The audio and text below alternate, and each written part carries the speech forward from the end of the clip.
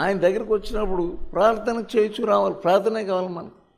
Abraham ప్రార్థనాపరుడు, మోషే ప్రార్థనాపరుడు, దానియేలు ప్రార్థనాపరుడు. నీవు ప్రార్థనాపరురాలు కాకపోతే నీవు సేవలో సహాయం చేయలేవు.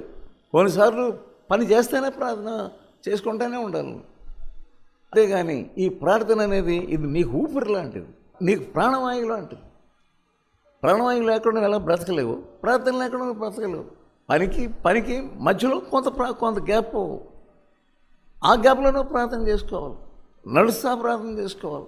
నువ్వు ఎలా ప్రార్థన చేసుకున్నా ప్రార్థన మటు జరుగుతూనే ఉండాలి. నువ్వు ఎలా ఉన్నావు ఆయనతో చెప్పుకుంటానే ఉండాలి. నాకు సహాయం చేయమని అడుగుతూనే ఉండాలి. ఈ విషయంలో నేను భారంగా ఉన్నానని చెప్తూనే ఉండాలి.